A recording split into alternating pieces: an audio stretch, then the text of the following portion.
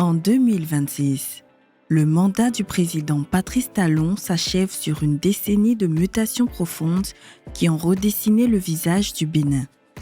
Malgré les soubresauts de l'économie mondiale, le pays maintient une croissance vigoureuse projetée à 6,8% en 2025 grâce à une rigueur budgétaire et une lutte frontale contre la précarité. Cette gouvernance exemplaire propulse aujourd'hui le Bénin au deuxième rang des nations africaines les plus transparentes. Au cœur de cette métamorphose, une réforme capitale se distingue par sa capacité à réinventer l'État. La refonte intégrale de l'appareil administratif public.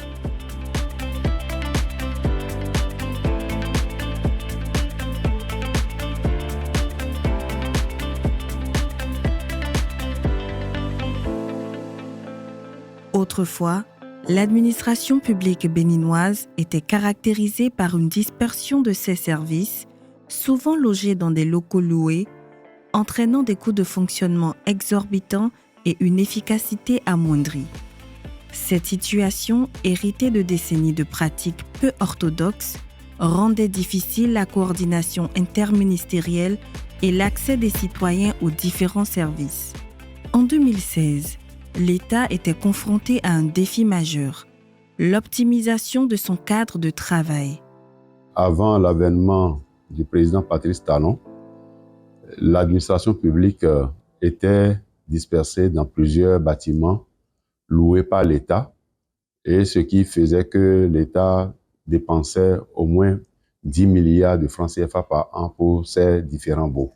Les bâtiments dans lesquels nous étions avant sont des bâtiments qui datent quand même de très longtemps, avec un câblage défectueux, et donc chaque année les ressources de l'État sont mobilisées pour pouvoir quand même améliorer les conditions de travail sur ces lieux.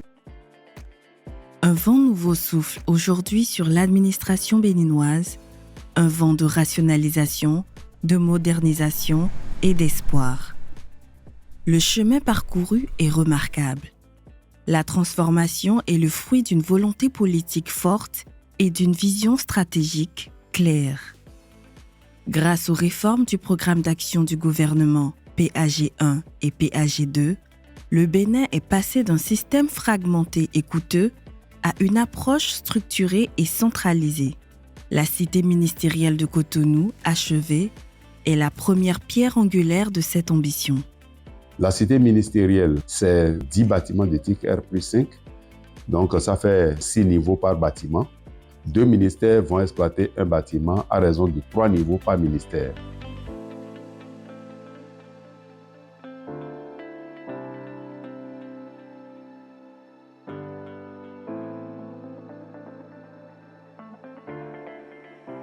Il a été retenu finalement que 16 ministères aménagent ici.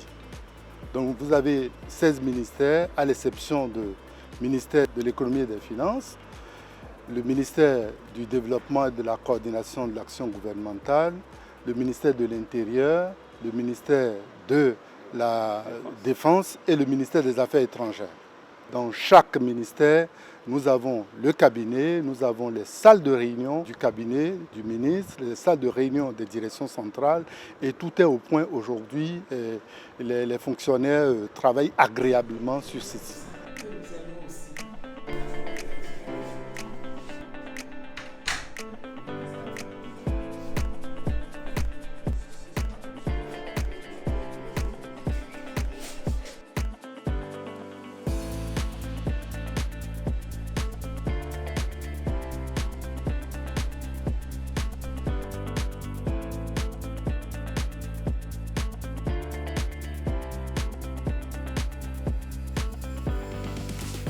Depuis 2016, la plupart des projets qui sont conduits ont un volet aménagement paysager assez important parce qu'on s'est inscrit réellement dans la ligne du développement durable orienté l'homme.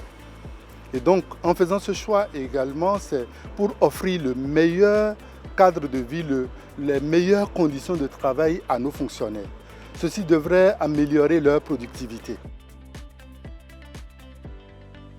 Nous avons le parking qui est également une première au Bénin.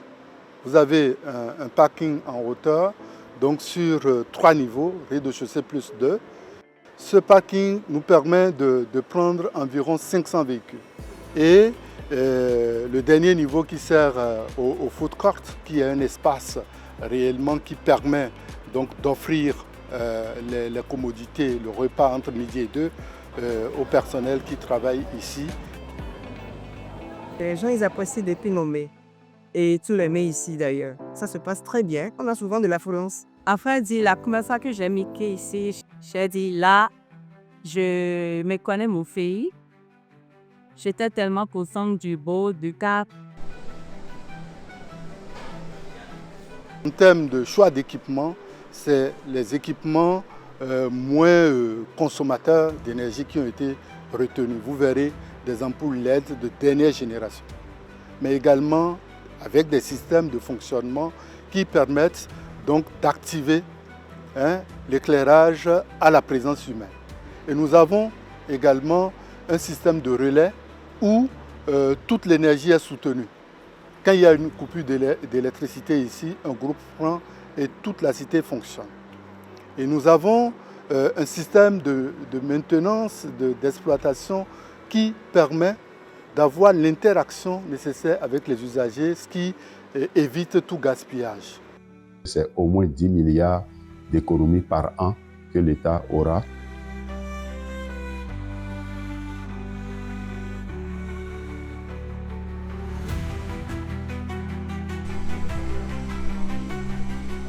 La construction de la cité ministérielle de Cotonou n'est pas qu'une prouesse architecturale.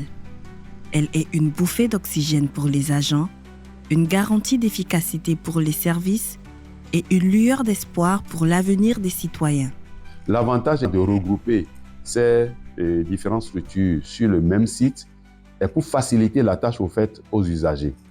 Puisque tout ce qui est fait, c'est les usagers, c'est la population qu'il faut voir. Puisque c'est pour la population que nous travaillons.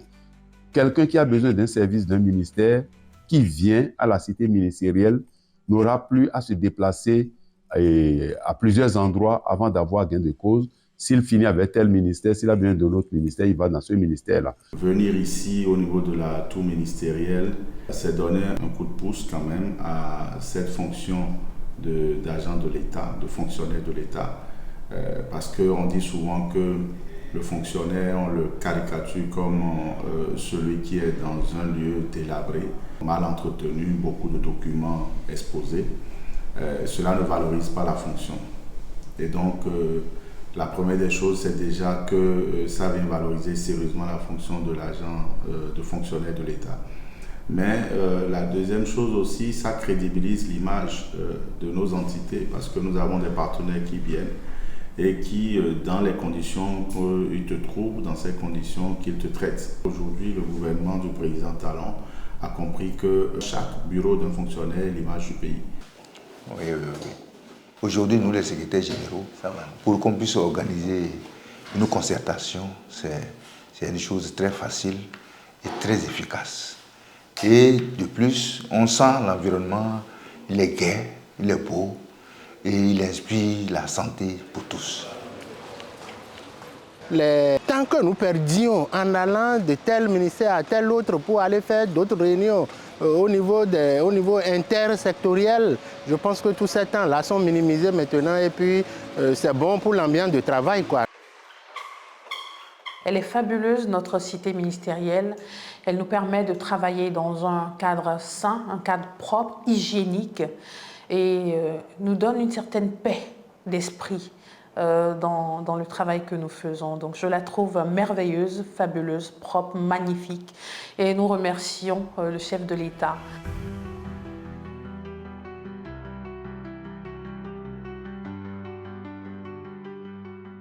Déjà la semaine d'avant, j'étais venue pour faire des dépôts ici. Je me suis retrouvée à faire en 30 minutes une course que je devais faire en 2 semaines. Oui, parce que je suis venue pour 3 ministères. Et je suis revenue aujourd'hui tranquille. Je n'ai même pas encore fait 20 minutes, j'ai déjà fini avec 2 ministères.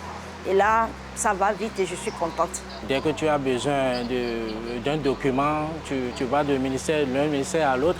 Avant, c'était de passer presque dans tout Cotonou d'abord avant d'aller chercher les documents que nous voulons. Mais bon, aujourd'hui, maintenant, bon, tu montes dans cet escalier ou bien tu vas à côté seulement et puis tu as déjà trouvé ce que tu veux. C'est comme si nous sommes à l'extérieur ici. Ce que nous, on voit dans les pays occidentaux, c'est ça que nous, maintenant, nous vivons chez nous ici. Donc, nous ne pouvons qu'encourager le Bénin à évoluer plus que ça. Il y a quelques années, on ne peut pas imaginer regrouper tous les ministères, mais aujourd'hui, c'est une réalité et c'est une très bonne idée puisque ça facilite la tâche à plusieurs personnes. Même moi, j'ai eu cette difficulté-là par le passé où, pour aller au ministère de la Santé, peut-être il faut aller à Kpakpa. Après, pour aller au ministère de Transport, où il y a des annexes qui se trouvent à Védocor, mais aujourd'hui, toutes ces tracasseries se regroupent en un seul ministère, où on vient même pour garer les motos, c'est gratuit.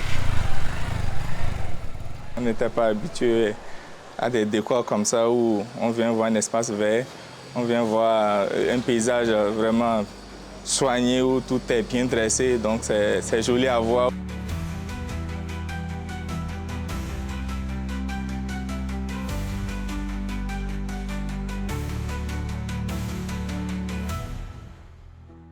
Ce que j'ai vu ici, c'est vraiment un niveau de développement très élevé en termes d'infrastructure.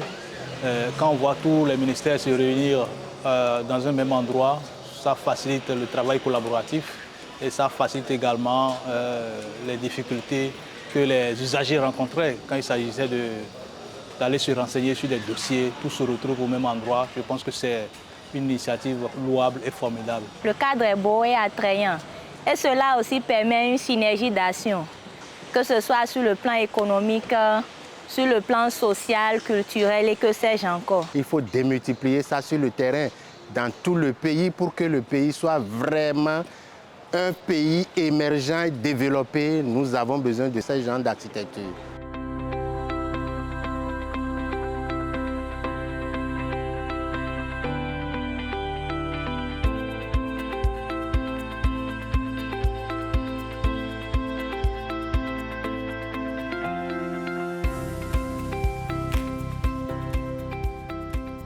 Cet engagement se poursuit avec les cités administratives départementales prévues pour les villes stratégiques des différents départements du Bénin, Abomey-Calavi, Porto Novo, Lokossa, Alada, Aplahoué, Pobé, Abomey, Dassa-Zoumé, Parakou, Djougou, Nati-Tengu, Kandi.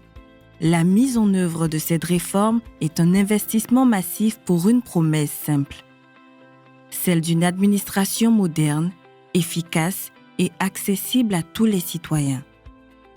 À l'arrivée du gouvernement du président Patrice Talon, il a révolutionné le secteur de l'administration en initiant des projets de cité, une cité administrative technique pour toutes les directions techniques de tous les ministères, à Abomey-Calavi, à Rosso-Gbeta précisément, et au niveau départemental, des cités départementales administratives qui vont regrouper et la préfecture et les directions départementales de tous les ministères au niveau départemental.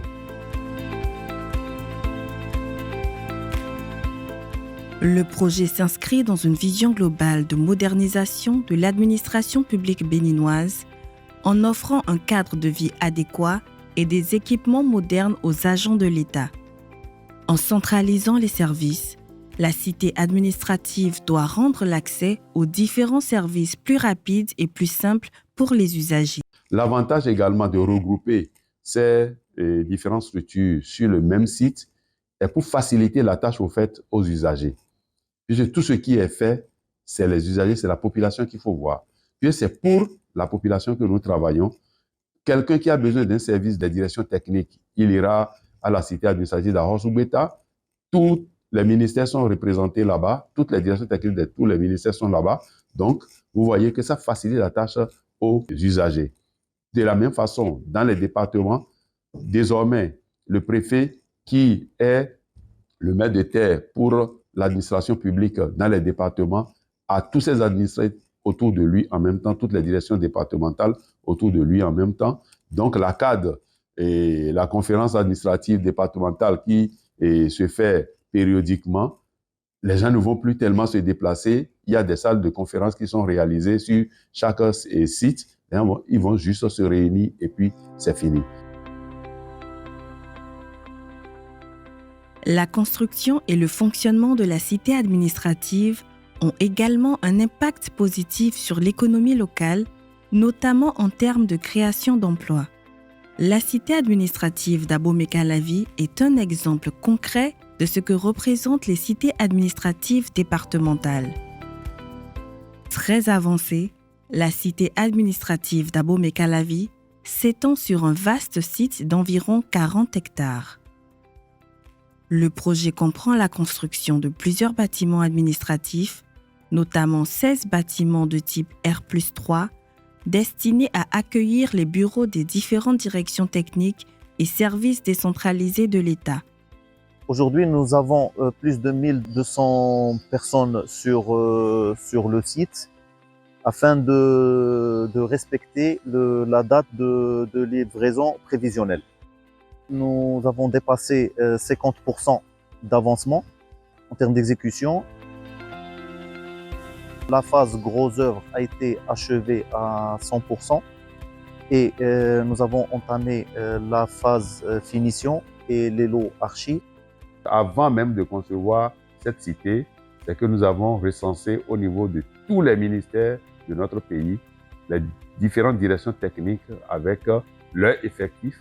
Et c'est sur cette base que la conception a été faite. Le poumon même des ministères, ce sont les directions techniques. Donc, le personnel est plus important au niveau des directions techniques qu'au niveau des cabinets des ministres et des directions centrales. Nous aurons au total 84 000 mètres carrés de surface bâtie pour accueillir toute l'administration publique, ce qui donne environ 1500 bureaux. 1500 bureaux, nous avons donc 64 plateaux du rez-de-chaussée au 3e étage. Il y a un centre médical qui est créé sur le site pour accueillir des cas de secours rapides avant que les gens n'aillent dans les hôpitaux et qu'on sort. Il y a un centre de conférence constitué de plusieurs salles polyvalentes, une grande salle de 150 mètres carrés, 2 autres de 200 mètres carrés, et 2 autres de 50 mètres carrés, à mutualiser par tous les ministères, sans compter une salle de réunion par palier dans chaque bâtiment, à mutualiser par les utilisateurs. Donc il y a suffisamment de place pour les réunions, les conférences et tout. Également, il y a un restaurant, un grand restaurant qui est construit de près de 1300 mètres carrés. Et en plus de ça, il y a 3 maquis, chacun d'environ 500 mètres carrés, qui sont construit sur le site.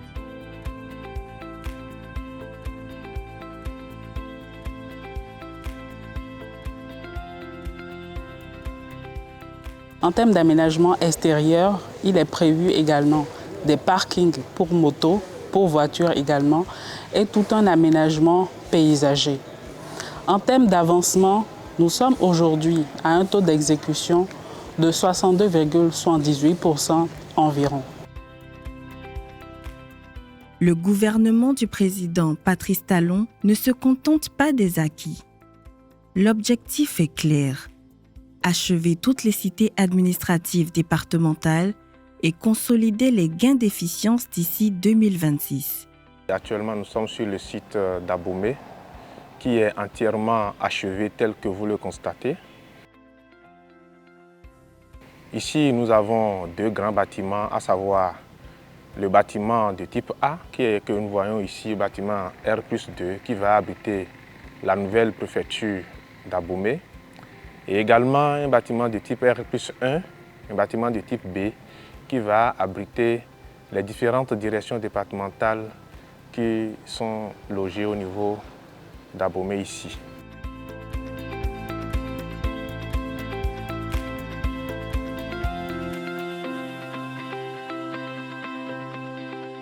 Bientôt, je pense que toute la zone va ressembler à ceci. Et c'est déjà un bon départ pour le pays. Je souhaite que notre palais de la justice Et la zone, l'alentour aussi, ressemble déjà à ce building qui est là. Même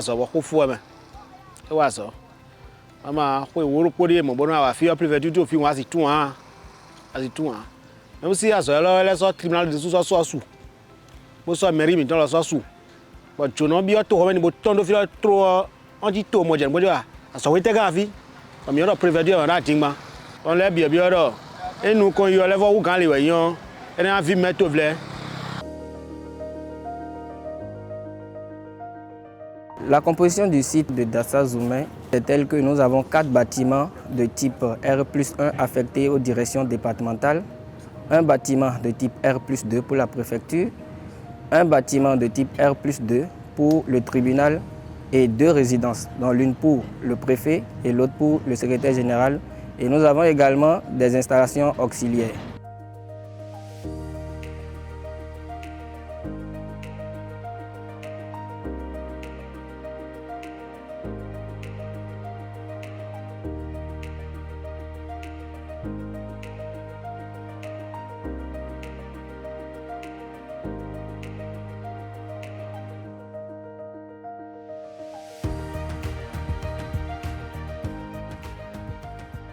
Nous sommes sur le projet de construction de la cité administrative et départementale d'Aplakwe.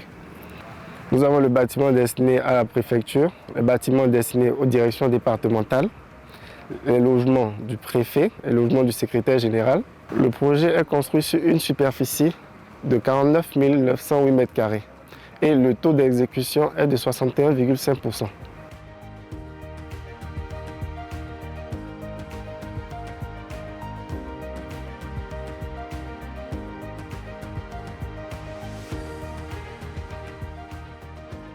D'une administration dispersée et coûteuse à des cités modernes et efficientes, du défi des charges locatives à des économies substantielles, d'un accès complexe aux services publics à une administration plus proche des usagers et plus réactive.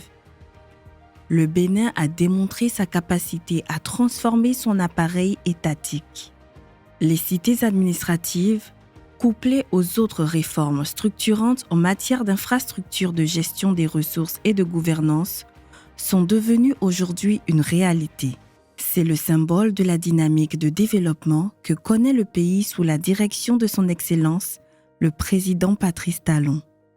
Elles incarnent les résultats tangibles des réformes structurelles et de l'allocation stratégique des ressources publiques. Un modèle de réussite qui montre bien l'impact social et économique des réformes entreprises depuis l'avènement de la rupture.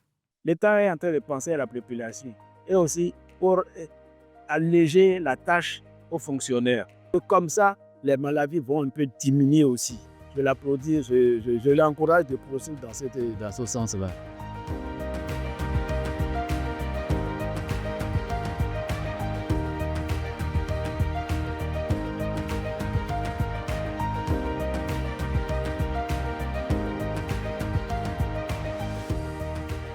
Nous allons à l'extérieur, nous rencontrons les gens dans certains pays européens.